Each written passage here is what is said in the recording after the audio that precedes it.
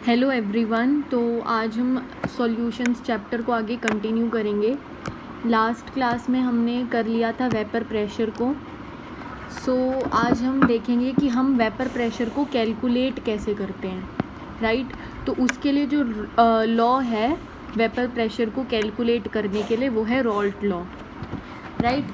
तो हमें दो केसेस पढ़ने होते हैं। आज की क्लास में हम केस नंबर 1 को कवर करेंगे। केस नंबर 1 में क्या है, लिक्विड लिक्विड मिक्सचर, मतलब सॉल्यूट भी लिक्विड है और सॉल्वेंट भी लिक्विड है, राइट। हमने क्या लिया है, बाइनरी सॉल्यूशन, जिसमें एक बाइनरी सॉल्यूशन मतलब जिसमें एक सॉल्यूट है और एक सॉल्वेंट है। मान लीजिए सॉल्वेंट को हम रिप्रेजेंट कर रहे हैं ए से एंड सॉल्यूट को रिप्रेजेंट कर रहे हैं हम बी से। प्योर वेपर प्रेशर का क्या मतलब होता है इसका, या फिर P0A का क्या मतलब होता है, इसको हम ऐसे पढ़ते हैं। ये जो ये लग रखा है ना ऊपर, इसको हम P0A बोलेंगे, ठीक है। जैसे मान लीजिए ये कंटेनर है, इसमें सिर्फ A है, सिर्फ A है। तब जब सिर्फ A प्रेजेंट होगा, अकेले प्रेजेंट होगा ये, तब जो वेपर प्रेशर होगा उसको हम प्योर वेपर प्रेशर या P0A बोलेंगे, ठीक है। जब कंटेनर में सिर्फ B प्रेजेंट होगा और तब जो वेपर प्रेशर आएगा उसको हम pure vapour pressure of B या फिर P0B बोलेंगे। और हमने ये एज्यूम कर रखा है कि जो P0A है वो P0B से बड़ा है, ये एज्यूम कर रखा है, ठीक है। पार्शियल वेपर प्रेशर क्या है, PA और PB। मोल फ्रैक्शन क्या है, XA और XB, ठीक है। मतलब हमने एक कंटेनर लिया, उसमें A भी है और B भी है, A भी है और B भी है, ठीक है। तो A भी है और B भी है अगर, तो इनका कोई मोल फ्रैक्शन तो होगा जिसमें ये प्रेजेंट होंगे, तो वो मोल फ्रैक्शन है XA और XB। अब आपको ये पता होना चाहिए कि PA और P0A दो अलग अलग चीज़ें हैं, ठीक है। P0A क्या मतलब होता है, ये जो P0A है और ये जो PA है ये अलग अलग चीज़ें हैं, ठीक है। P0A क्या होता है कि जब कंटेनर में सिर्फ A प्रेजेंट था तब जो वेपर प्रेशर था वो था P0A। और ये क्या कह रहे हैं, PA क्या है, जब कंटेनर में A और B दोनों प्रेजेंट थे तब जो A का कंट्रीब्यूशन था वेपर प्रेशर में उसको हम कहते हैं PA। आई होप ये डिफरेंस समझ आया हो। Vapour pressure of a solution of two volatile liquid is sum of their partial vapour pressure. Dalton law, हमने Dalton law of partial pressure पढ़ रखा है कि जो वेपर प्रेशर टोटल होता है वो किसके बराबर होता है, सम ऑफ पार्शियल प्रेशर्स के, यानी कि PA प्लस PB कर दूंगी अगर मैं, तो मेरे पास वेपर प्रेशर ऑफ सॉल्यूशन आ जाएगा। ये डेल्टन लॉ हमें बताता है।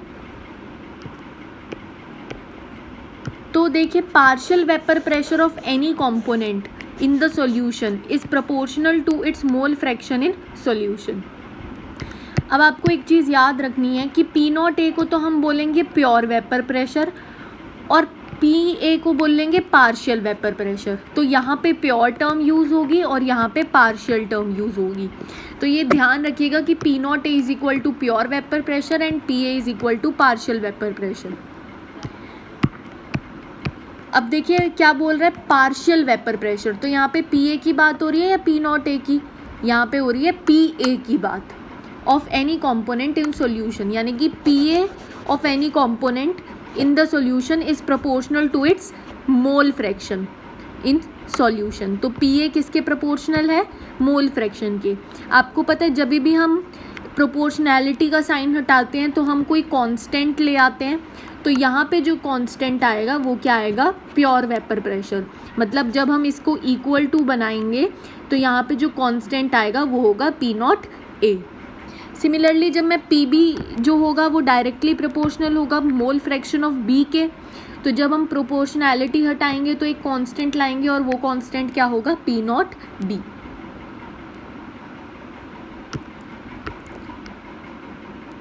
अब देखिए हमारे पास एक इक्वेशन थी, this was our equation number 1।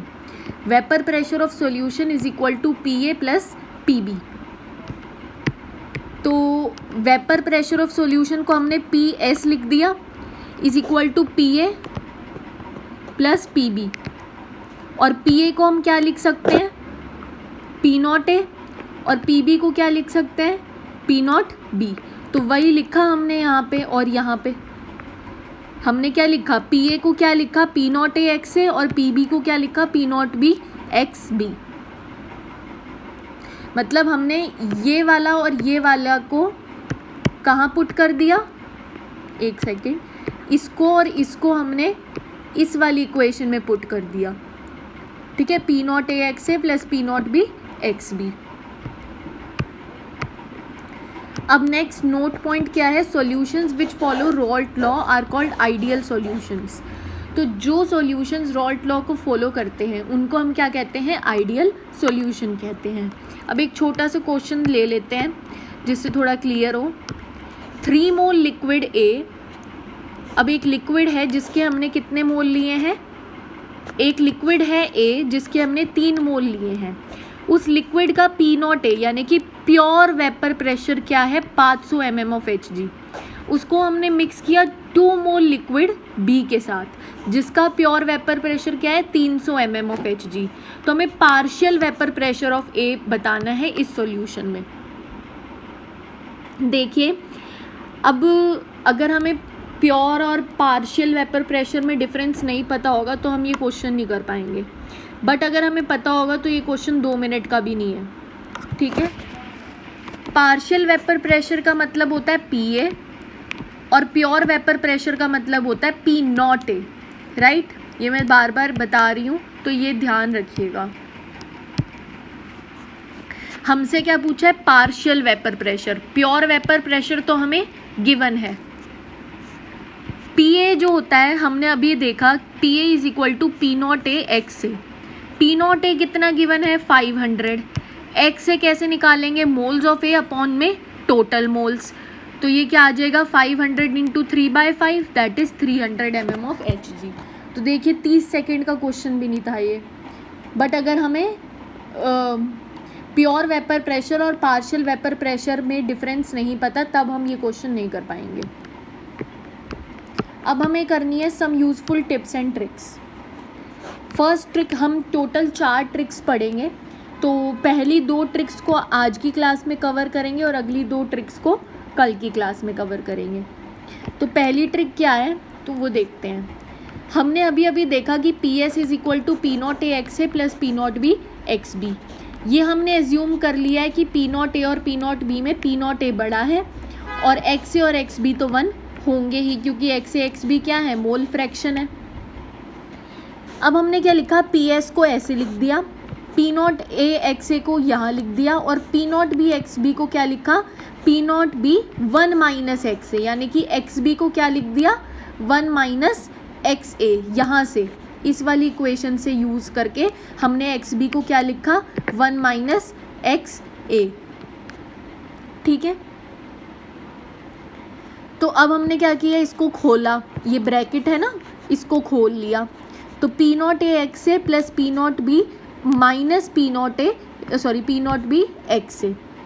अब हमने क्या किया, P0B को आगे रख दिया, और यहाँ पे देखिए फर्स्ट और थर्ड टर्म में XA कॉमन आ रहा है, राइट। तो XA को कॉमन लेके P0A माइनस P0B कर दिया। तो इससे हमारा वेपर प्रेशर ऑफ सॉल्यूशन कितना आया, P0B में कुछ ऐड हो रहा है, ये देख पा रहे हैं आप, P0B में क्या हो रहा है, कुछ ऐड हो रहा है, राइट। अगर किसी चीज़ में कुछ ऐड होता है और अगर पॉजिटिव ऐड होता है, मान लीजिए PA और PB जो हैं इनमें कौन बड़ा है, इसमें PA बड़ा है, तो PA माइनस PB क्या आएगा, एक पॉजिटिव वैल्यू आएगी। देखिए P0A और P0B में कौन बड़ा है, P0A बड़ा है, राइट। ये हमने क्या करा है, एज्यूम कर रखा है यहाँ पे, ठीक है। और अगर मैं P0A में से P0B सब्ट्रैक्ट करूँगी तो वो एक पॉजिटिव वैल्यू आएगी। क्यों, क्योंकि P0A P0B से बड़ा है, और x से तो मोल फ्रैक्शन है तो वो तो पॉजिटिव होगा ही। तो पी नॉट बी में अगर मैं कोई पॉजिटिव क्वांटिटी ऐड करूं जिसकी वजह से पी एस आए, ठीक है, तो अब आप खुद सोचिए कि पी एस और पी नॉट बी में बड़ा कौन सा होगा। मतलब मैं 2 में अगर 3 ऐड कर दूं तो 5 आ रहा है मेरा, तो 2 बड़ा होगा कि 5 बड़ा होगा? ऑब्वियसली 5 बड़ा होगा। सिमिलरली अगर मैं पी नॉट बी में कुछ ऐड करके कुछ ला रही हूँ तो जो पी एस होगा वो पी नॉट बी से क्या होगा? बड़ा आएगा, ठीक है। अब हमें नेक्स्ट देखना है, हमने दोबारा से P S is equal to P not A X A plus P not B X B लिख लिया। अब इस बार हमने एक्स बी को नहीं बदला, इस बार हमने एक्स ए की जगह 1 माइनस एक्स बी रख दिया। फिर से वही कॉमन वगैरह लिया तो जो हमारे पास इक्वेशन आएगी वो आ जाएगी ये, ठीक है। अब इसका कंक्लूजन देखिए, हमें पता है पी नॉट ए में से पी नॉट बी क्या होता है, सब्ट्रैक्ट कर रहे हैं यहाँ पे। हमें पता है पी नॉट ए और पी नॉट बी में P not A is greater, तो अगर मैं पी नॉट ए में से पी नॉट बी सब्ट्रैक्ट करूँगी तो वो एक पॉजिटिव वैल्यू आएगी। कैसी वैल्यू आएगी? एक पॉजिटिव वैल्यू आएगी। और एक्स भी क्या है? पॉजिटिव है। तो अगर मैं पी नॉट ए में से कुछ पॉजिटिव को सब्ट्रैक्ट कर दूँ, यहाँ पे देख रहे हैं आप नेगेटिव सब्ट्रैक्शन का साइन है, तो पी एस आ रहा है मेरा आंसर। यानी कि मैं पी नॉट ए में से कुछ सब्ट्रैक्ट कर रही हूँ तब जाके मेरा पी एस आ रहा है। तो यानी कि पी नॉट ए और पी एस में कौन बड़ा होगा? पी नॉट ए। यानी कि हमें क्या कंक्लूजन पता चला कि जो pressure, vapour pressure of solution होता है वो इन दोनों के वेपर प्रेशर के बीच में लाए करता है, ना पी नॉट ए से बड़ा हो सकता है और ना पी नॉट बी से छोटा हो सकता है। जैसे कि एक क्वेश्चन करते हैं जो AIPMT 1998 में पूछा भी गया है। देखिए, 3 mole benzene, P naught 900 torr and 6 mole toluene, P naught 360 torr, make an ideal solution, find the vapour pressure of solution. ठीक है, तो अब आपको क्या करना है? वेपर प्रेशर ऑफ सॉल्यूशन निकालना है। एक तो मेथड है कि आप पूरा सॉल्व करें P not A X A plus P not B X B, ऐसे। एक मेथड है जुगाड़ वाला। अब आपको पता है कि जो pressure of solution vapour pressure of solution होता है वो कभी भी बड़े वाले कंपोनेंट से ज़्यादा बड़ा और छोटे वाले कंपोनेंट से ज़्यादा छोटा नहीं हो सकता, राइट। मतलब 900 से बड़ा नहीं हो सकता और 360 से छोटा नहीं हो सकता। तो 900 से बड़ा वाला ये ऑप्शन काट दो और 360 से बड़ा वाला यानी कि 320 ऑप्शन काट दो, ठीक है। अब ये 1020 भी 900 से बड़ा है तो ये ऑप्शन काट दो, तो आंसर क्या आ गया हमारे पास? सी। तो देखिए, अगर हमें ये छोटी सी ट्रिक पता होगी तो हमें क्वेश्चन सॉल्व भी नहीं करना पड़ेगा। अब जैसे एक क्वेश्चन है, PT of a solution is given by equation this, find vapor pressure of A and B in pure state। अब vapour pressure of A and be in pure state का कहने का क्या मतलब है? प्योर वेपर प्रेशर को निकालो, ठीक है। पी नॉट ए और पी नॉट बी को निकालो। तो अभी अभी हमने ऐसा सॉल्व किया कि पी नॉट ए ये वाली इक्वेशन को जो नीचे क्वेश्चन में इक्वेशन दी गई है उससे कंपेयर करिए, तो आपको दिख जाएगा कि पी नॉट ए जो आएगा वो आएगा 6 और P not B minus P not ए आएगा 1.5। तो जब आप इसको सॉल्व करेंगे तो पी नॉट ए तो 6 आ रहा है और पी नॉट बी क्या आ रहा है? 7.5। जो सेकंड ट्रिक है हमारी वो क्या है? Vapour pressure of solution always approaches pure vapour pressure of component with higher moles. मान लीजिए मेरे पास 2 बाइनरी सॉल्यूशन है, ठीक है। अब हम लिक्विड केस पढ़ रहे हैं ना, तो बाइनरी सॉल्यूशन है और उसमें एक के मोल्स ज़्यादा हैं और दूसरे के मोल्स कम हैं। मान लीजिए Na के मोल्स ज़्यादा है Nb से, तो वेपर प्रेशर ऑफ सॉल्यूशन जो होगा ना वो पी नॉट ए के ज़्यादा पास होगा। सिमिलरली अगर Nb के मोल्स ज़्यादा हो जाते हैं तो वेपर प्रेशर ऑफ सॉल्यूशन जो होगा वो पी नॉट बी के ज़्यादा पास होगा। जैसे कि एक क्वेश्चन करते हैं जो कि नीट 2019 में पूछा गया है। A binary solution has 1:4 molar ratio of pentane to hexane. Vapor pressure of solution is. अब आपको P0 पेंटेन 440 दे रखा है और P0 हेक्सेन 120 दे रखा है, ठीक है। तो आपको इस रेशियो से पता चल रहा है कि कौन ज़्यादा है, हेक्सेन ज़्यादा है। क्यों? क्योंकि हेक्सेन के लिए 4 लिख रखा है और पेंटेन के लिए 1 लिख रखा है, 1:4। तो hexane is more in amount, मतलब हेक्सेन के मोल्स क्या हैं, ज़्यादा हैं। तो एक चीज़ तो पक्की हो गई कि पिछली वाली ट्रिक से कि 440 से बड़ा नहीं जा सकता और 120 से छोटा नहीं जा सकता। तो 120 से छोटे वाले को हमने काट दिया, ठीक है। अब हमें पता है कि जो भी वेपर प्रेशर ऑफ सॉल्यूशन होगा वो किसके पास होगा, जिसके मोल्स ज़्यादा हैं। किसके मोल्स ज़्यादा हैं? हेक्सेन के। तो हेक्सेन का जो प्योर वेपर प्रेशर है दैट इज़ 120, उसके सबसे पास वाली वैल्यू को चूज़ करो। सबसे पास कौन सी है इन तीनों में? 184। तो आंसर विल बी 184।